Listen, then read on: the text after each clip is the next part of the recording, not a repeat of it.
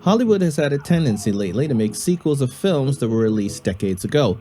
Coming in 36 years after the original Top Gun, Maverick seeks to set itself apart from a sky full of old birds who struggle to fly. Let's start with the good. The movie is much deeper than the original, which is an accomplishment in itself. 80s movies had a certain structure to them, somehow managing to either establish character growth very swiftly or gloss over it entirely, but in such a way that doesn't deter from the overall film. Audiences nowadays are used to a little more depth to our movies, and going straight for that 80s feel would make the film seem hollow. But Top Gun Maverick finds a way to walk that thin line, and that's the key word for many aspects of this film: balance. The characters. Proof that you can maintain the spirit of the originals without being offensive. Machismo is alive and well amongst the cadets, man or woman. Rooster himself seems to be joining in on these charades simply for the sake of it, as it comes across as trying a bit too hard sometimes. This, however, is elaborated when we discover he really does have more important things on his mind. For most of the pilots, it's about ego. For Rooster, it's about legacy. I'll take this moment to talk about the casting right away. In the original Top Gun, Bradley Bradshaw was portrayed by twins Aaron and Adam Weiss. They haven't done any acting since, but if they had, Miles Teller has such an uncanny resemblance to Goose actor Anthony Edwards that it would be a greatly missed opportunity to not cast him. The same can be said for Jennifer Connelly, who was cleverly introduced as a character who didn't appear in the original, but was mentioned in a brief conversation. With a history of high-speed passes over 5 air-controlled towers and 1 admiral's daughter. Penny Benjamin. Penny? Who'd you piss off this time? In her case, though, some people wonder why Kelly McGillis, who played Maverick's love interest in the original, wasn't approached to reprise her role. It was unfortunately reminiscent of a somewhat controversial recasting in another aviation-themed film, Independence Day: Resurgence. Mae Whitman starred as the daughter of the president in the original Independence Day. She's been acting from a very young age and is still active in Hollywood, leading many to presume she would reprise her role in the sequel. She was, however, replaced by Micah Monroe from It Follows fame. The explanation was that Whitman didn't want to read for the part. However, when the short list of other actresses considered for the part was revealed, it turned out that they all had one thing in common. They were considered more conventionally attractive than Whitman.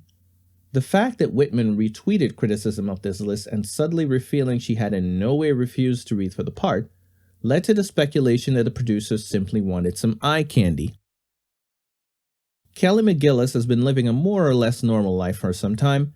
She hasn't been very active in Hollywood. One could assume this was the reason she wasn't approached and a new character was written in. But being the curious types that we are, we often tend to pry.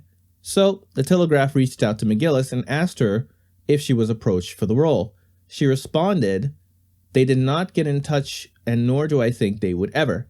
I mean, I'm old and fat, and I look age appropriate for what my age is, and that is not what the whole scene is about." Now, for reference, McGillis is 65 years old, whereas Connelly is 51. It should be noted, though, that her response was somewhat candid. She also went on to say, "But to me, I'd much rather feel absolutely secure in my skin and who and what I am at my age as opposed to placing a value on all that other stuff," indicating she had no interest in returning to either the role or Hollywood in general. Meg Ryan, who played Goose's wife Carol in the original, was also not approached. In the script, her character is revealed to have passed away. This only further added speculation that the producers preferred Connelly because she is considered more attractive and not showing her age as much as the other two actresses in question.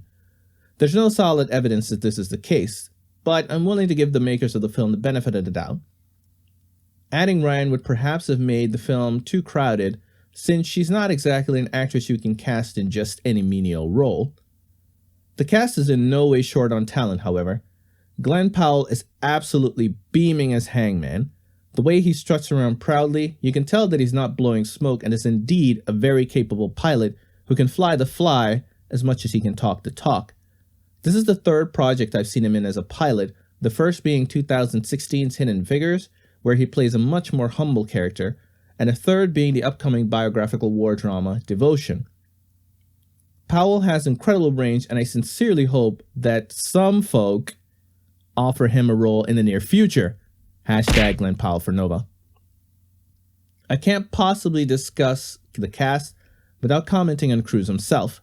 He displays a complex range which comes down to, you guessed it, balance. He's not as cocky as he was before, showing a bit more restraint, but he in no way doubts his own abilities. He speaks to the cadets with candor and confidence, respecting their abilities, while making it clear they could still stand to learn a thing or two. There's a subtle caution to Maverick's actions and methods. While no longer traumatized by the death of Goose in the original film, he still warns the cadets to adhere to the safety protocols and shows genuine concern when something goes wrong. The once cocky Maverick would have brushed this off. He also still wants to prevent Rooster from being harmed in the service. It has been stated that Tom Cruise is perhaps the last real movie star, alluding to his accomplishments when it comes to his dedication to both production and stunts. His experience in the business can also not be overlooked. With the COVID-19 pandemic causing uncertainties in the film industry, particularly when it comes to theatrical releases, the studio suggested releasing the sequel to streaming platforms. Cruise objected to this, stating that the film was made to be experienced in theaters. With a current box office haul north of $1.4 billion, it proved to be a very wise and lucrative decision. Cruise was adamant that they use real fighter jets as much as possible and make it look convincing to the audience. He could have just hung back in the cockpit of a plane while a stunt pilot takes care of all the aerial acrobats, but the way he emotes with his eyes and slight variations in his voice make it hard to believe he's not actually flying the plane. Which brings me to the highlight of the film: the planes. The main jet featured in Top Gun Maverick is the Boeing FA-18E F Super Hornet fighter, and to be honest, they could not have picked a better plane. The original film featured the F-14 Tomcat. This model was retired in 2006 and has since been succeeded by much more advanced models, so it wouldn't make sense for Maverick to be flying those as the main aircraft. But make no mistake, this jet has more than made its mark in history. The F-15 may have enjoyed some popularity with the release of Transformers, but the F-14 Tomcat was where it was at.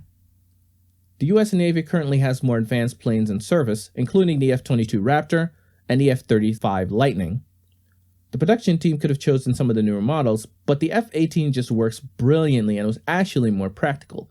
The newer models have only one seat in the cockpit, making it impossible to have both the actor and a trained pilot inside. But the F-18 is no slouch. It's got the speed, the power, and while outclassed in maneuverability by both the F-22 and the F-35, I personally find it looks much better in the many beautiful shots for the mission. The scenario for the mission is perfectly written. It's complex enough for the audience to realize the stakes, but it's not explained in excessive Navy jargon to the point where you'd need to be a pilot or have a pilot explain it to you. The plan will remind keen film fans of the one in Star Wars: A New Hope to destroy the Death Star, but there's enough unique detail added to avoid accusations of plagiarism or discussions over which scheme is superior. Which brings us to the pacing. Training montages are a common trope in films with an arbitrary time limit, and Top Gun Maverick is no exception. In contrast to most training montages, however, this one is a spectacle to behold. The pilots have a time limit to execute the plan, and during training, there are extended scenes comprised of the plan in its entirety. The suspense you feel from the pilots trying to navigate narrow canyons, mark and hit a small target, and their attempts to fly out of the valley without falling victim to the effects of heavy G-forces, only to be faced by SAM systems, is incredible.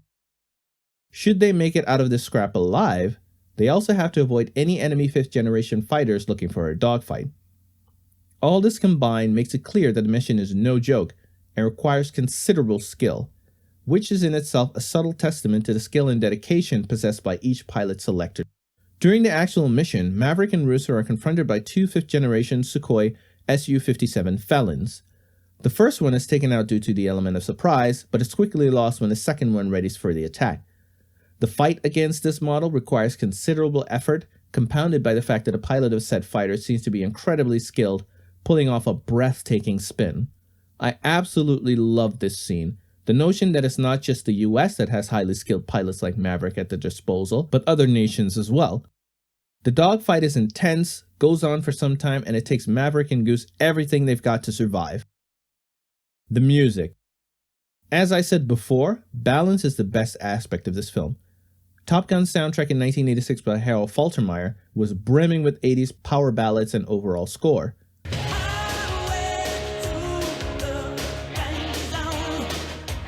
Maverick does not try to emulate this.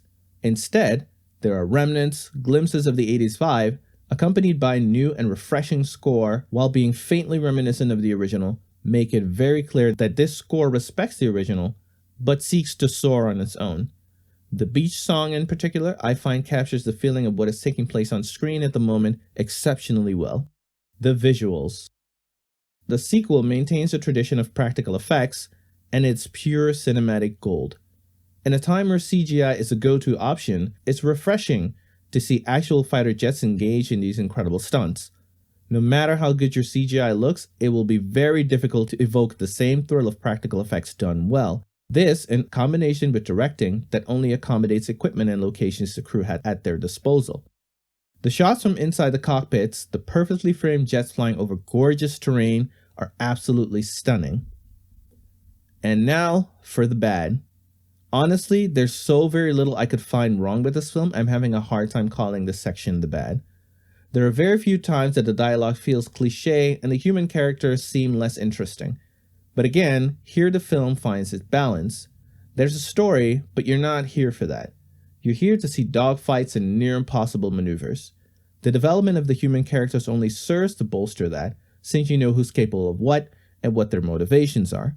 So the fact that in spite of these points, there was still considerable thought put into the script makes this a minor gripe.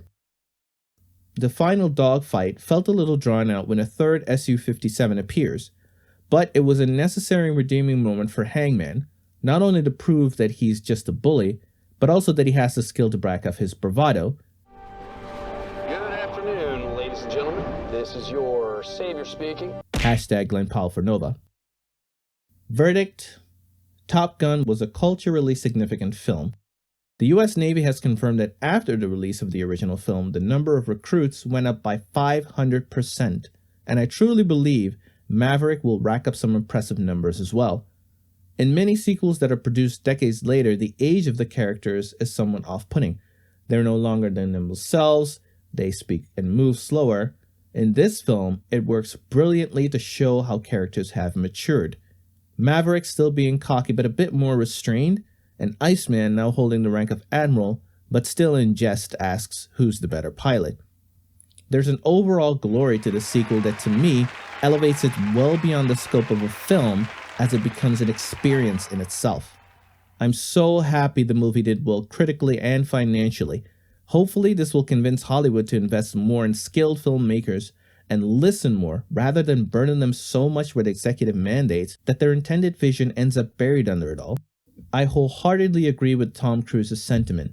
This film was made to be experienced in a movie theater. So if you still have a chance to see it on the big screen, switch on your afterburners and head to the nearest screen at Mach 10.